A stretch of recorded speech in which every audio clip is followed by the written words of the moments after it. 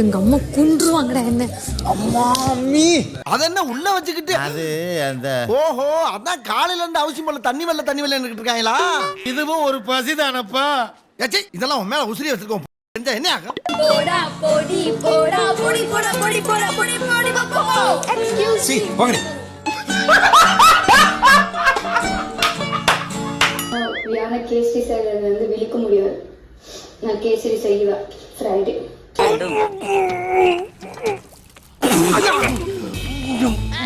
Big pass நேயர்கள் அனைவருக்கும் வணக்கம். பிட்லிக் பாஸ் நெட்லேயர் அனைவருக்கும் வணக்கம். நீங்க ஏதோ சொன்னீங்க ஆனா என் காதுல இது ராங்கா விழுந்தது. ஹலோ ஜாலி டெக்கிஸ் மக்களே. எப்போ பார்த்தாலும் இதே இன்ட்ரோ மாதிரி எப்போ பார்த்தாலும் ஜாலி டெக்கிஸ் மக்களேன்னு சொல்லிட்டே இருக்குது, போர் அடிக்குது. இன்ட்ரோவில் பார்த்தீங்கல்ல அதை தான் நான் போட போகிறேன். ச்சீ, அந்த பரதேசி மட்டும் என் கையில கிடைச்சா. ஆமாம், நான் பெரிய இவன் தான். கோவப்படாதீங்க, இன்னைக்கு 50வது நாளில் கிட்டத்தட்ட பாதி சீசன் முடிஞ்சிருச்சுல, அதனால கொஞ்சம் டிஃப்ரெண்டாக ட்ரை பண்ணலாமேன்னு ட்ரை பண்ணேன். மன்னிச்சு. இல்லை ஜாலி மக்களே, என்னை மன்னிச்சிருங்க. நான் சும்மா ட்ரை பண்ணணும்னு தான் ட்ரை பண்ணேன். யாரும் அன்சப்ஸ்கிரைப் பண்ணிடாதீங்க.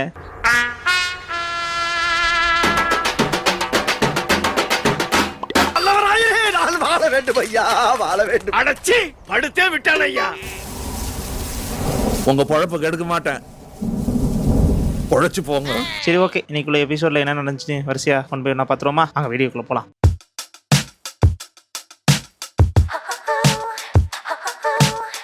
காலங்காத்தால திவ்யா வந்து சமைச்சிட்டு இருக்காங்க. அப்போ டீ போடலாம் அப்படின்னு பார்த்தா சீனி எதுவுமே இல்லை. சீனி ஒண்ணுமே இல்லாமே காலி பண்ணாங்க. யார் இது காலி பண்ணா அப்படின்னு கேட்டுட்டு இருந்தாங்க. ஆனா நம்மளுக்கு தான் தெரியும், ஏன்னா வந்து போன வாரம் கேசரி கிண்டர்னு பேர்ல ஒரு ரோஸ் கலர்ல பண்ணி வச்சாங்கல்ல, ஸோ அதுல சீனியை ஃபுல்லா காலி பண்ணிட்டாங்க. என்ன கருமையா இது?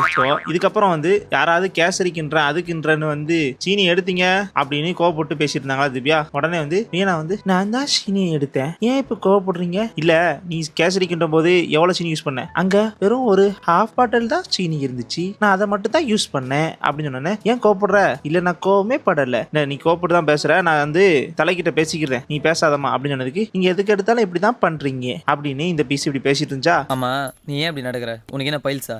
இல்ல ஸ்டைல்ஸ். இப்படி ஒரு கலவரம் நடந்துட்டு இருக்கு. ஆனா அந்த சீனியை யார் எடுத்தா அப்படின்னு பார்த்தா நான் தான் எடுத்தேன், எனக்கு மயக்கம் வரும் இந்த சாண்ட்ரா பீஸ் மாதிரி, ஸோ அவங்களுக்கும் எனக்கும் சேர்த்து இந்த சீனி எடுத்தேன் அப்படின்னு நைஸா வந்து கொடுக்குது. ஏமா இவ்வளவு நேரம் கத்திட்டு இருந்தேன் சீனி எங்க காணுமேனு, அப்போ வந்து கொடுக்க வேண்டியதானமா அப்படிங்கிறதுக்கு நான் அப்பவுமே சொன்னேன்ல நான் தான் சீனி வச்சிருந்தேன் அப்படின்னு இந்த பீஸும் சொல்லுது. உருட்டு நீ உருட்டு. அதுக்கப்புறம் வீணா பொண்ணு வந்து இந்த அமித்து கிட்ட புலம்பிட்டு இருக்கா. எனக்கு இருக்கிற மெச்சூரிட்டி இங்க யாருக்காவது இருக்கா? கொஞ்சம் பேசிக் நாலேஜ் கூட இல்ல, நான் சீனியை எடுத்து எல்லாத்துக்கும் தானே யூஸ் பண்ணேன், எனக்கு மட்டுமா யூஸ் பண்ணேன் அப்படின்னு இந்த பீஸ் உட்காந்து அமித்து கிட்ட என்னதான் புலம்பினாலும் இந்த பீஸ் வந்து தலையாடிட்டு கொட்டாயெல்லாம் விட்டு கேட்டுட்டு இருக்கு. ஆனாலும் இந்த வீணா பீஸ் விடாம பேசிட்டு இருக்கு. சார் சார் தலைவன் தூங்கிட்டானா? அது மட்டும் இல்லாம அமித்து கிட்ட மட்டும் பேசாம இதே டைலாக்க சுபிக்ஷா அவங்க வந்தா அங்கேயும் அதே டைலாக் தான் பேசிட்டு இருக்கா.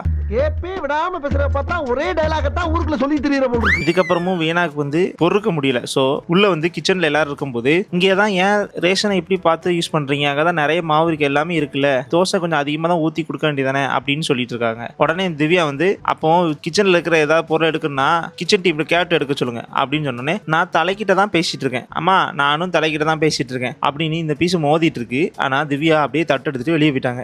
பேச விட்டு போயிட்டு வந்ததுல இருந்து லேகிய வச்சிட்டு இருந்தா எவனா கேப்பா? இதுக்கப்புறம் வீணா வந்து வெளியே உட்காந்து பேசிட்டு இருக்கும்போது வீணா காதுல படுற மாதிரியே நெக்ஸ்ட் வீக் மாப் டீம்ல யாருக்கு நீங்க தானே வீட்டு தலைவரா நெக்ஸ்ட் வீக் வந்தீங்கன்னா இந்த வீணா பொண்ணை தூக்கி கிச்சன் டீம்ல போடுங்க அப்படின்னு வீணா காது போட சொன்னோடனே இந்த ரெண்டு பீஸுங்களும் என்ன பண்ணுது பாருங்களேன். Thank you thank you thank you.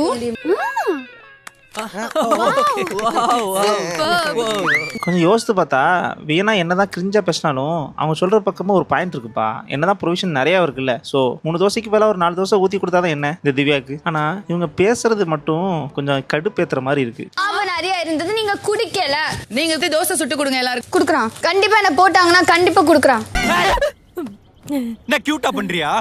கியூட்டா இல்ல. அதுக்கப்புறம் நாமினேஷன் லிஸ்ட் வந்துச்சு. ஸோ வீட்டுக்குள்ள முக்காவாசி இல்ல 2 பேர்த்தை தவிர எல்லாருமே நாமினேட் ஆயிருக்காங்க. அது யாருன்னு பாப்போமா? சாண்ட்ரா, பிரஜின், திவ்யா, கமருதீன், கனி, விக்ரம், அமித், ரம்யா, வியானா, அரோரா, எஃப்ஜே மற்றும் பாரு. மொத்தத்துல பாத்தீங்கன்னா 12 பேர் நாமினேட் ஆயிருக்காங்க. வீட்டுக்குள்ள மொத்தம் 14 பேர். ஸோ அதுல யாரெல்லாம் நாமினேட் ஆகலான்னு பாத்தீங்கன்னா வினோத்தும் அண்ட் சுபிக்ஷா. கலந்து விட்டு ரொம்ப குஷியோ? லவ் ஓகே ஆயிடுச்சுல? உனக்கு ஓகே ஆயிடுச்சு, எனக்கு ஓட்டை ஆயிடுச்சு. Next captainship task. இதில் என்ன பண்ணணும்னு பார்த்தீங்கன்னா, இங்கே ஒரு கைப்பிடி மாதிரி இருக்கா, அதில் வரிசையாக ஒவ்வொரு பைப்பாக வச்சு கிராஸ் பண்ணி போகணும். ஸோ ஒவ்வொரு கிராசிங்க்கு அப்புறம் ஒவ்வொரு பைப்பாக ஆட் பண்ணி மொத்தம் 5 பைப் இருக்கணும். கடைசியாக யார் முடிக்கிறாங்களோ அவங்க வின்னர். அதுவும் டூரேஷன் படி. ஸோ சுபிக்ஷா வந்து ஃபர்ஸ்ட் முடிச்சாங்க, அதில் 21 நிமிஷம் 14 செகண்டில். அதுவும் இந்த பீஸு சைலண்டாக மெதுவாக பொறுமையாக நடந்துகிட்டு இருக்கு. அப்போ வந்து விக்ரம் என்ன பண்ணுறான்னு பாருங்களேன். விழுந்துடணும். சூப்பர் சுபிக்ஷா. எனக்கு இல்லைங்க, சுபிக்ஷா. அடுத்த வந்த கமருதீன் வந்து 17 நிமிஷம் 59 செகண்ட்ல முடிச்சிட்டான். பரவாயில்ல, இந்த பீஸுக்குள்ளேயும் ஏதோ இருக்கு. ரொம்ப பொறுமையா இந்த மாதிரி கமருதீனை பார்த்ததே கிடையாது. அவ்வளவு பொறுமையா நடக்கிறாரு ஒரு பொசிஷன்ல. அதான் அந்த மனுஷன் உட்காந்து ஒர்க் அவுட் பண்ணதுக்கு ஒரு யூஸ் இருக்கு. அதுக்கப்புறம் அந்த அடுத்த டீம்ல எஃப்ஜே வந்து 15 நிமிஷம் 0.05 செகண்ட்ல முடிச்சிட்டாரு. அதாவது இந்த வாரமும் மறுபடியும் எஃப்ஜே தான் கேப்டன். திரும்பியும் இந்த அன்பு கேங்ல இருந்த ஒருத்தர் தான் வந்திருக்காரு. இந்த வீடு என்ன நடக்க போதோ. இது வீடு இல்ல, விக்ரமன் சார் படம். உங்கள் வீட்டில் எல்லா நாளும் அடுத்த நேத்து வந்து விஜய் சேது சார் வந்து உங்களுக்கு ஒரு சர்ப்ரைஸ் இருக்கு 50வது நாளுக்கு அப்படின்னு வெயிட் பண்ணார்ல. ஸோ அது என்ன சர்ப்ரைஸ்னு ரிவீல் பண்ணாங்க. அது என்ன சர்ப்ரைஸ்னா, நீங்க ஒழுங்காவே விளாட மாட்டீங்க, யார் சொன்னாலும் கேட்க மாட்டீங்க, ஏன் நானே சொன்னாலும் கேட்க மாட்டீங்க. ஸோ அதனால உங்க வீட்டுல இருந்து ஒரு ஆள் வந்து உங்களுக்கு கேம் எப்படி விளாடுறீங்க, என்ன மாதிரி போயிட்டு இருக்குன்னு சொல்லுவாங்க. ஸோ அதுக்கப்புறமா அது ஒழுங்கா விளாடுங்கடா அப்படின்னு பிக் பாஸ் சொன்னாரு. ரொம்ப அடி வாங்கியிருக்காரு போல பிக் பாஸ். ஸோ அதில் நிறைய பேர் வந்து ஓனையா சொல்லிட்டு போனாங்க. ஸோ ஒருத்தவங்களும் அழுது அதெல்லாம் புரண்டுட்டு இருந்தாங்க. ஸோ அதில் முக்கியமானது மட்டும் நம்ம பாப்பாமா. அதுக்கப்புறம் வந்து இதில் ரியா வந்தாங்க. வேற யாரும் இல்லை, பலூனக்காவோட ஃப்ரெண்டு தான். இல்லை, அவங்க தான் வந்து பலூனக்கா பேரை மாற்ற வரலன்னு சொன்னாங்களே. ஸோ அதனால அப்படி சொல்லி பார்த்தேன். சரி ஓகே. நம்ம அரோராவோட ஃப்ரெண்டு ரியா வந்து என்ன சொன்னாங்கன்னா, நீ வந்து பண்ண விஷயம் எனக்கு 2 விஷயம் பிடிக்கல. ஒன்று துஷார் கூட சுத்தினது, அப்புறம் வந்து அந்த வீட்டுக்குள்ள எப்போ பார்த்தாலும் அழுதுகிட்டே இருக்கிற. நீ வந்து வெளியே இருக்கும் போதே எவ்வளோ வந்து கிரிட்டிசிசம் பண்ணாங்க. ஸோ அதே நீ ஈஸியா வந்து லெஃப்ட் ஹேண்ட்ல லீட் பண்ணிட்டு போனேன். ஸோ இதுக்கெல்லாம் நீ அழுக வேண்டிய ஆளா? ஸோ ஸ்ட்ராங்கா இரு, கேமை நல்லா பிளே பண்ணு அப்படின்னு ஒரு அட்வைஸை போட்டு விட்டாங்க. அது மட்டும் இல்ல ரியா, நீங்க வந்து என்னதான் அட்வைஸ் பண்ணாலும் அவங்க கேமை நல்லா தான் ஆடுறாங்க. ஏன்னா நேத்துல எபிசோட்ல கமருதீன் கிட்ட என்ன மாதிரி பேசினாங்க. ஸோ அதெல்லாம் பார்க்கும்போது இவங்க கரெக்டான ரூட்ல தான் போயிட்டு இருக்காங்க. ஏன்னா இப்போதான் அவங்க கேமை ஸ்டார்ட் பண்ணிருக்காங்க. இன்னமே நான் என்ன பண்றேன்னு மட்டும் பாருங்க. அதுக்கப்புறம் ஷபானா வீட்டுக்காரர் இருக்கார்ல, அவர் வந்து கமருதீனுக்கு அட்வைஸ் பண்ணிட்டு இருந்தார். ஏன்னா கமருதீனோட ஃப்ரெண்ட் வந்து இந்த ஷபானா வீட்டுக்காரர் தான். டேய் கமருதீன், போறதுக்கு முன்னாடி என்ன சொல்லிட்டு போனேன், நீ வந்து தனியா விளாட போறேன், என்னோட இண்டிவிஜுவல் கேம் விளாட போறேன், நான் சூப்பரா விளாட போறேன் அப்படிதான் சொல்லிட்டு போனேன். அங்க போயிட்டு உட்காந்து குரூப் விளாண்டுட்டு இருக்க. ஸோ நீ தனியா விளாண்டனா ஃபினாலே போடுறதுக்கு கூட நீ வாய்ப்பு இருக்கு அப்படின்னு இந்த பீஸ் ரொம்ப அட்வைஸ் பண்ணிட்டு இருக்கு. ஆனா கமருதீன் என்ன மாதிரி ரியாக்ஷன் கொடுக்கார பாரு. எப்படா இருக்க? ரொம்ப ரொம்ப ரொம்ப ப்ரௌடா இருக்குடா. பட் இதுக்கப்புறம் அழு, ஃபீல் பண்ணி அழு. நீ அழுகிறத பார்த்தா இன்னொருத்தருக்கு அழுக வரணும். ஸோ அதுக்கப்புறம் வந்து கமருதீன் வெளியே வந்து அரோரா கூட நடந்து வந்துட்டு இருக்கும்போது அங்கிருந்து பாரு, என்ன மச்சான் உன் ஃப்ரெண்டு என்ன சொன்னான் அப்படின்னு இங்கிருந்து சவுண்டா கேட்டனோடனே அரோரா வந்து செம கடுப்பாயிட்டா.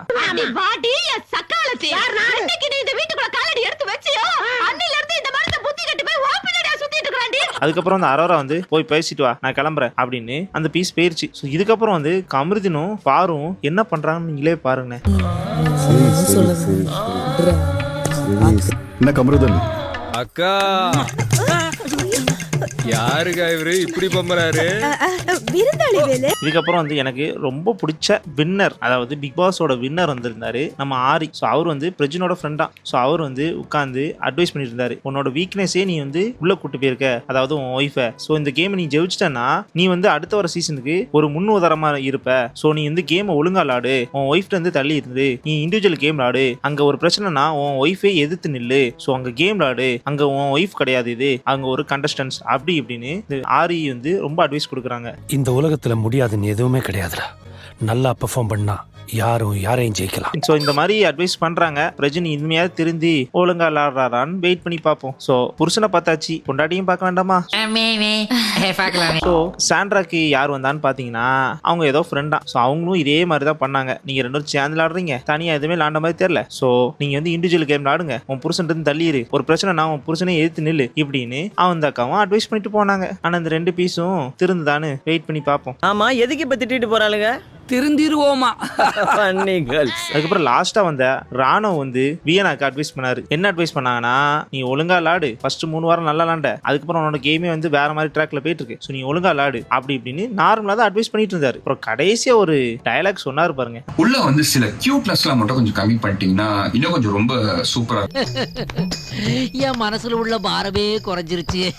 சரி, ஓகே, இன்னைக்குள்ள வீடியோ அவ்வளவுதான். ஸோ இந்த ரிவ்யூ உங்களுக்கு எப்படி இருக்கு? இதே மாதிரி நம்ம ரெகுலரா கண்டினியூ பண்ணுவோமா, இல்ல வேற ஏதாவது ட்ரை பண்ணி மாத்துவோமா, எதுனாலும் உங்களுக்கு கமெண்ட் பாக்ஸ் லீவ் பண்ணிட்டு போங்க. ஏன்னா ஓப்பனா தான் இருக்கு, ஃப்ரீயா தான் இருக்கு. ஒரு டைப்பிங்கை போட்டு ஒரு டெக்ஸ்ட்டை போட்டு விடுங்க. சரி, நாங்க அடுத்த ஒரு நல்ல வீடியோல வந்து சந்திப்போம். நான் தான் உங்க ஜாலி. பை.